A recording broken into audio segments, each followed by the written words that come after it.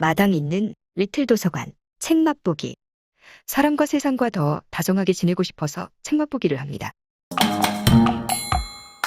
박형리 대하소설 토지, 책 맛보기 18번째입니다. 지식을 공유하지 않고 재물에만 기생하는 뻔뻔한 지식인의 민낯을 직시하다 라는 제목으로 근대 문명인이 전통 촌락을 어떻게 갈취하고 붕괴시키는지 들여다봅니다. 20세기 초 이 땅의 역관이었던 서울 양반 조중구는 근대를 앞서 받아들인 일본이 이 땅을 잠식해오는 책략 과정을 눈여겨봤을 것입니다. 당시 문명인을 자처했던 개화파 조중구는 자신이 본 바를 실전에 써먹고 싶었을까요? 최참 판댁 재물을 차지하기 위해 몰염치로 완전 무장하고서 전염병과 흉년에 힘입어 농촌마을 공동체를 해체시켜 나갑니다. 조중구의 암시와 김평산의 실행에 의해 최치수가 교살된 이후 최참 판댁은 당찬 윤씨 부인과 서희가 있었으니 별탈 없이 꾸려져 갑니다. 그러니 호시탐탐 재물을 노리던 조중구는 조바심이 생기기 시작합니다. 최치수 장례식에 얼굴조차 비치지 않던 조중구는 반년이 훌쩍 지나서야 나타나더니 3년상이 지나도록 줄곧 최참 판댁 사랑의 뻔뻔스레 머물러 살고 있는 터입니다. 윤씨 부인과 서희가 가마를 타고 최참 판댁 소유의 전답 실정을 살피러 나가는 날 윤씨 부인은 봉순내에게 집안일을 도맡아서 처리하라는 분부를 내립니다. 전송하기 위해 문전에 나와 있던 조중구를 도외시하면서 말입니다. 윤씨 부인의 노골적인 무시는 어쩌면 조중구에게 더부살이 그만하고 떠나달라는 언질이었을 수 있습니다. 기생충처럼 살아가는 조중구이긴 하지만 그도 사람인지라 투명인간 취급에 눈물이 차오르고 맙니다. 해를 넘기면서까지 최참 판댁 당주 역할을 자임해온 자신을 따돌리는 처사가 몹시 견디기 힘들었나 봅니다. 윤씨 부인의 분부는 조중구의 비윗장을 뒤틀어 놓고 말았다. 중구는 크게 소리를 내어 가래를 내뱉었다. 나마 장부 세상에 태어나서 이대로 썩을 수는 없는 일이 아닌가. 어느 때까지 이 수모를 견디어야만 하는 걸까. 눈꼬리를 타고 눈물 한 줄기가 흘러내린다. 조중구는 눈물을 누가 보고 있기라도 한 것처럼 크게 가래를 도두어 길섭해 뱉어낸다. 내 기필코 받은 수모를 돌려주리라. 그것을 잊는다면 어찌 사내 자식이라 할 수 있겠느냐. 노비들조차 나를 과객 취급을 하지 않았던가. 때가 있을 것이다. 때가. 어떤 일이 있어도 죄가 집에 뿌리를 받고 그날을 기다리는 거야. 그날이 오면 무수한 수모, 눈물 나는 천대에 대하여 보복을 할 것이다. 그런데 문제는 그 보복의 날이 아득하다는 것이었습니다. 윤씨 부인은 10대 소녀가 된 서희에게 최참 판댁 토지 실태를 일일이 전수하고 있는 데다가 어제 아는 장래에 서희 혼인이 결정된다면 닥쳤던 게 지붕 쳐다보는 신세로 전락할 수도 있으니 말입니다. 윤씨 부인이 서희 혼담에 관해 문의원과 의논한 사실을 알게 된 조중구는 서희 씨가나 남편의 개입을 우려하지 않을 수 없습니다. 하루빨리 재물 갈취에 성공하기 위해서는 자기 혼자만의 뻔뻔함으로는 가당찮겠다는 생각을 합니다. 조중구는 도저히 감당할 수 없는 뻔뻔함으로 무장하고자 서울에 사는 처자식을 데려오기로 마음먹습니다. 윤씨 부인을 암늑대라 칭하며 그에 맞서기 위해 온 가족을 동원한 막무가내식 공략에 나설 태세를 갖추기로 합니다. 서희 혼담이 큰 위협인데다 끝내 자기만을 따돌리는 처사가 괘씸하였고 유일한 친척인 자기를 업신여기고서 모든 의논을 문의원과 하는 윤씨 부인 심사에 분통이 터졌던 것이다. 나야말로 이 집의 유일한 친척인데 이 집의 신세 못질 처지는 아니다. 어디 두고 보아라. 내 넉넉한 인물이 아님을 보여주리. 그렇다. 서울로 가서 아내와 아들놈을 끌고 오는 거다. 설마 내쫓지는 못하겠지. 내쫓는 날까지 어디 한번 겨루어보자.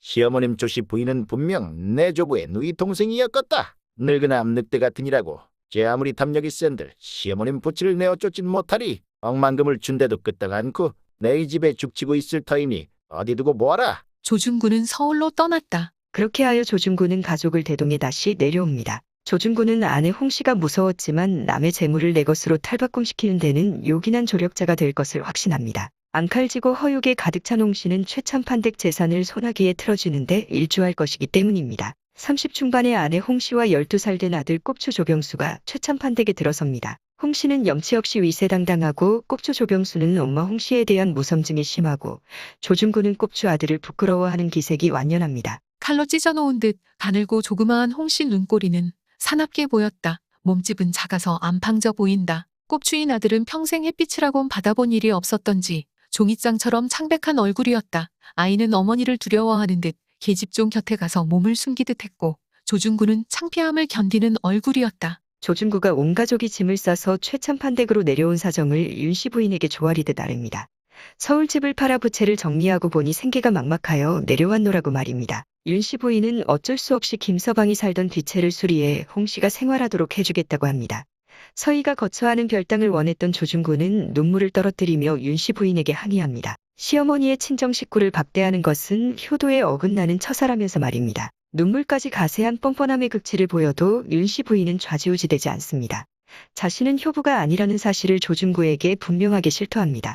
그리고 서희가 이 집의 임자임을 명백하게 밝힙니다. 그에 덧붙여 윤씨 부인은 어린 서희가 홍씨 태도를 본받을까 우려스럽다며 뒤채에서 안채로 넘어오는 일을 삼가도록 쇠기를 박듯 당부합니다. 홍 씨는 폐악스럽고 욕심이 많았다. 최참판댁에 온 후 그가 하는 일이란 몸단장이여 만난 것을 양껏 청해 먹는 그것이 일과였다. 사치하는 기품과 남에게 나눌 줄 모르는 인색한 뿐이었고 아무리 중구가 곤란을 겪어도 홍 씨는 자기 소유의 귀이게 하나 내어놓는 일이 없었다. 그럼에도 중구는 홍 씨에게 꼼짝 못했다. 아들 때문이었는지도 모른다. 홍 씨는 꼽추의 원인을 중구에게 몰아붙였던 것이다. 다리가 짧고 두상이 큰 어딘지 이상한 조씨 가문의 내림을 두고 공박을 했던 것이다. 조중구 가족이 내려오자 최참판댁은 수동이를 중심으로 조중구를 비방하는 파와 젊은 삼수가 주축이 되어 조중구를 두둔하는 파로 나누어집니다. 이런 와중에 콜레라 전염병이 마을을 덮치기 시작합니다. 전염병은 삽시간에 최참판댁에 번지고 맙니다. 전염병을 피해 서울로 돌아가겠다는 홍 씨에게 개화파 지식인 조중구는 차근차근 설득합니다. 그렇지만 그는 자신의 지식을 최참판댁 식솔이나 마을 사람들과 공유하지는 않습니다. 바로 이 지점이 문명인의 무서운 면모이며 경계해야 할 이유가 아닐까 싶습니다. 난리라도 났다면 피신이라도 하겠으나 나는 그 병 피하는 방법을 알고 있어. 일본 사람들은 그것을 전염병이라 하오. 그 병은 입으로 해서 옮겨지는 병이라 하오. 그러니 먹는 것만 조심하면 괜찮다는 게야. 날 것을 먹으면 안 된다는 거야. 무엇이든 음식은 끓여서 먹기만 하면 병이 옮을 염려는 없고, 그러니 우리 식구는 이곳에서 꼼짝 안 하는 게 가장 안전한 일이요. 찬바람만 불면 되니까 그때까지만 죽만 끓여 먹으면 될 것이요.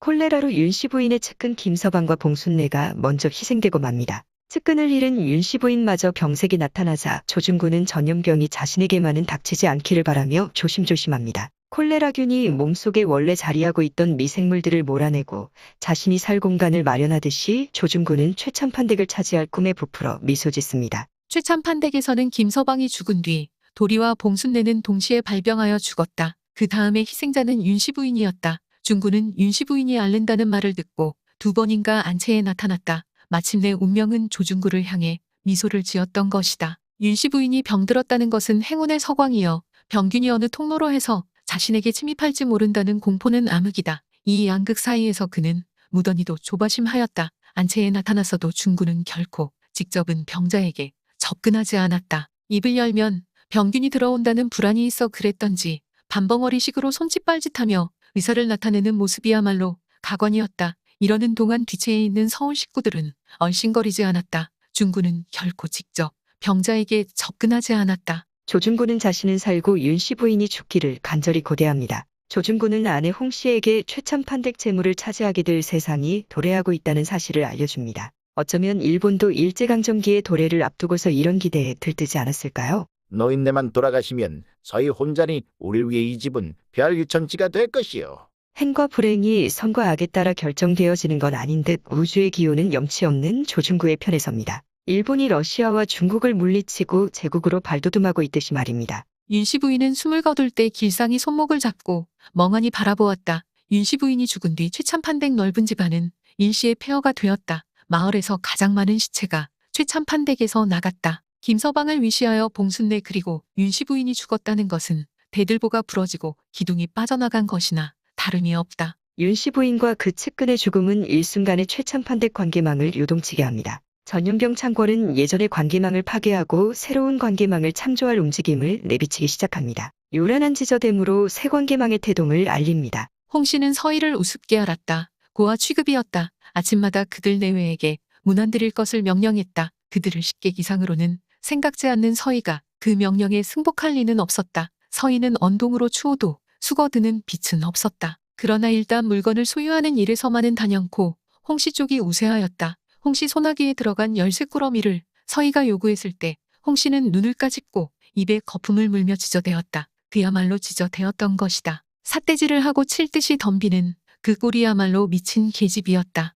전염병은 더할 나위 없는 호재가 되어 어른 조중구와 홍 씨는 최참판댁 재물을 거저먹다시피 하게 됩니다. 조중구가 최참판댁 재물을 노린 지 거의 10년 만에 드디어 꿈을 이룬 것입니다. 최참판댁 당주는 서희이지만 당주로서의 권위가 미약한 10살 소녀이고 보니 조중구가 잠식해 들어오고 있는 상황을 많이 바라보면서도 대적할 방도가 없습니다. 농촌마을의 최참판댁은 서울 양반댁으로 새롭게 열리게 된 것입니다. 당시 이 땅의 주권이 일본으로 넘어가고 있었듯이 말입니다. 농부들은 자신들 앞일이 어찌 될 것인지 불안을 느끼는 모양이다. 현상 유지를 바라는 사람들의 불안은 한층 큰 것이고 좀 더 좋은 수가 나지 않을까 궁리를 하는 축들도 있다. 이미 마을 사람들 눈에는 거대한 땅의 주인인 서희의 모습은 보이지 않았다. 이따금 마을을 돌아보며 다니는 조중구의 모습만이 크게 비친다. 조중구로 재물이 넘어가자 마을의 관계망 변화도 급물살을 탑니다. 조중구는 때를 놓치지 않고 하인 삼수를 앞장세워 새로운 관계망 조성에 박차를 가합니다.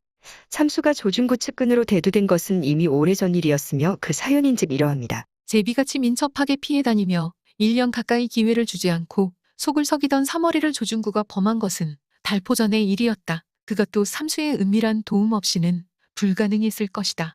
삼수가 조중구에게 잘 보이기 위해 사머리를 아첨 뇌물로 삼은 것은 통탄할 일이 아닐 수 없습니다. 홍씨한테 죽도록 매질을 당하는 사머리를 보고 있자니 가슴이 저미듯 아팠습니다. 하지만 사머리도 생명이니 자신이 적응하면서 살아갈 방도를 모색했으리라 여기며 그 삶을 존중하고 싶습니다.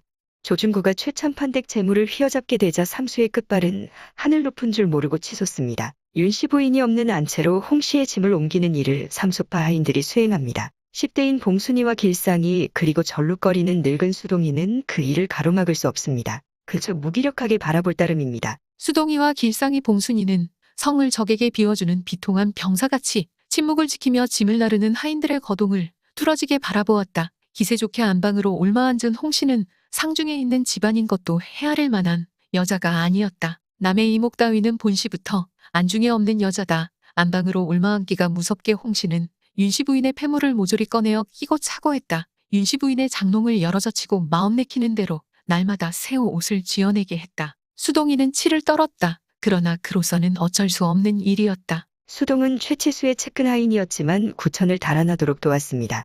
그런데도 최치수는 수동이가 강포수에 오발탄에 피를 쏟자 치료를 위해 산에서 내려왔습니다. 수동은 죽을 고비를 넘기고 살아났지만 최치수는 교사를 당했습니다.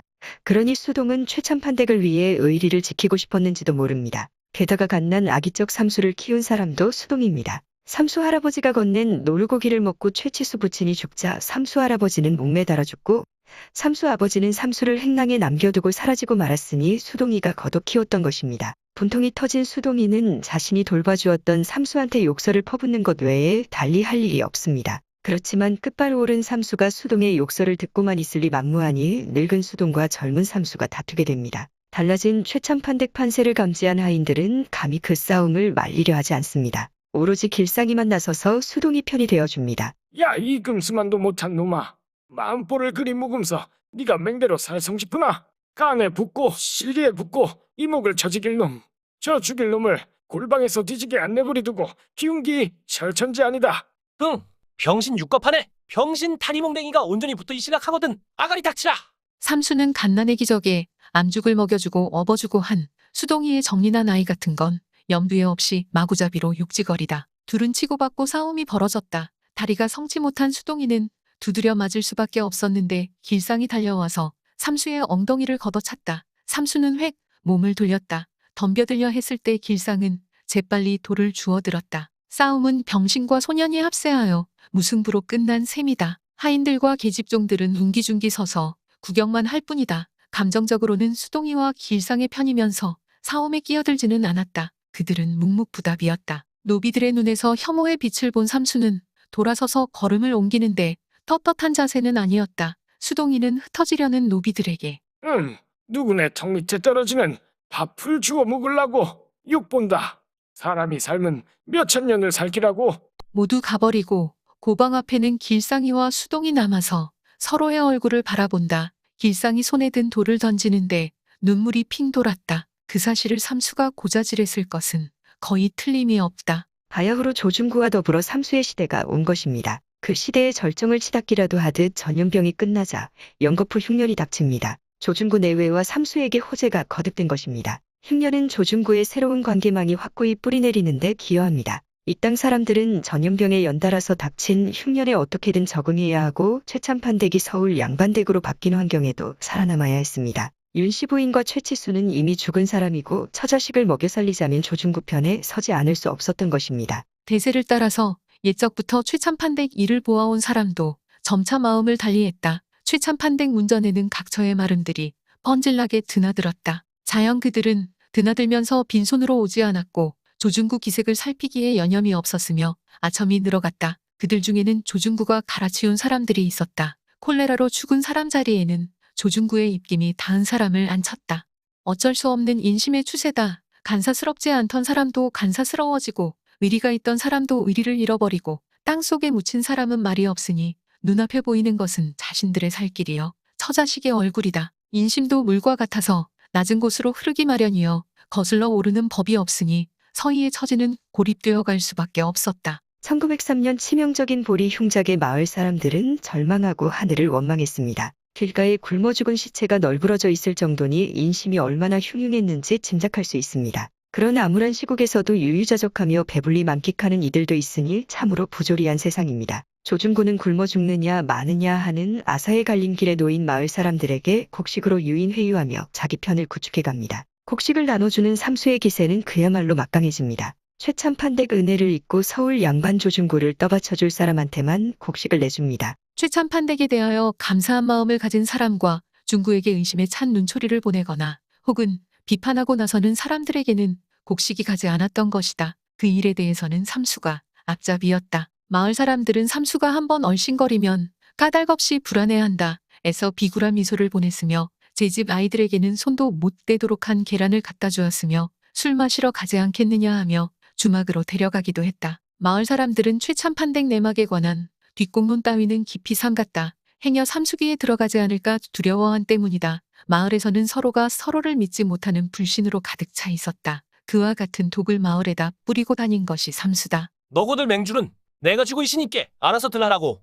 나는 이자 최참판댁 종놈은 아니다. 다른 일이면 몰라도 동네 일이라 하면 내 입 하나에 달리시니께. 삼수는 상사랑 봉기딸 둘이와 혼이 날 달콤한 꿈에 마음이 달듭니다. 이미 사모리와 함께 살고 있으면서 말입니다. 조중구가 아내 홍씨의 폐악이 무서워 사모리를 삼수와 짝을 지어놓고 마음 편히 농락하는 데는 삼수동의가 있기에 가능한 일입니다. 삼수는 봉기딸 둘이와 혼인하고 싶은 염원을 담은 두둑한 쌀자루를 봉기에게 갖다 바칩니다. 그 때문에 봉기는 흉년에도 보리쌀이 아닌 쌀을 배불리 먹고 지낼 수 있었던 것입니다. 사머리하고는 내외가 된 것처럼 한방거처를 하는 터이나 조중구의 편리를 보아주고 당분간 자신의 아쉬움도 풀자는 심산이었지. 애초 생각한 대로 사머리를 끝까지 데리고 살 생각은 없었다. 그의 야심은 조신스럽고 얼굴도 반반하게 생긴 봉기의 딸 둘이에게 있었다. 그는 조중구의 비호를 과신했으며 약점을 쥐고 있다는 느낌에서 조중구를 뜻대로 주무를 수 있다는 자신감과 마을 사람들을 자기 쫄개쯤으로 생각하는 과대망상에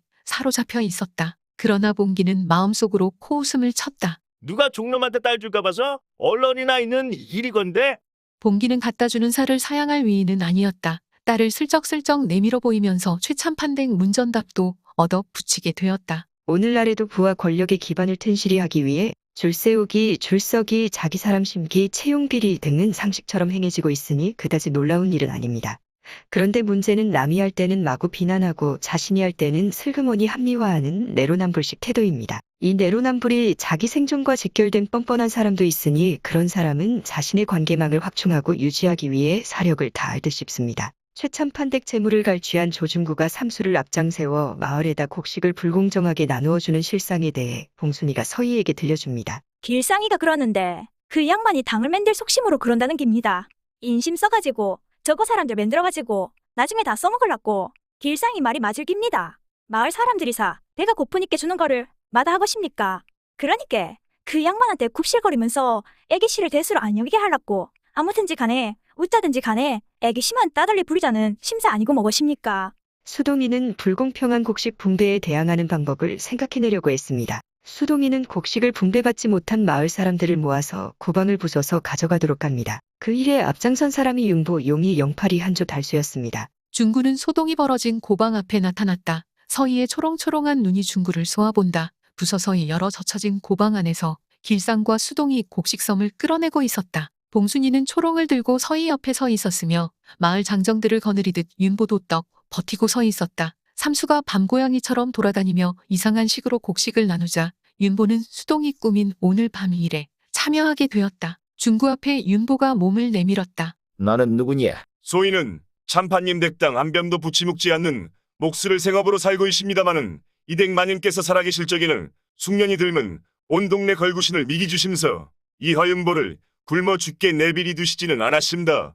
소인이 이 댁 당주이신 애기씨께 여쭈어봤습지요.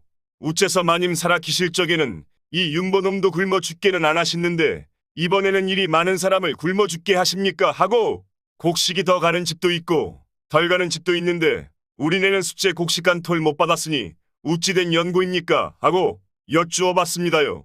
조중구는 속으로 이놈들 어디 두고 보아라. 땅 한 치 부쳐먹게 내버려두는가?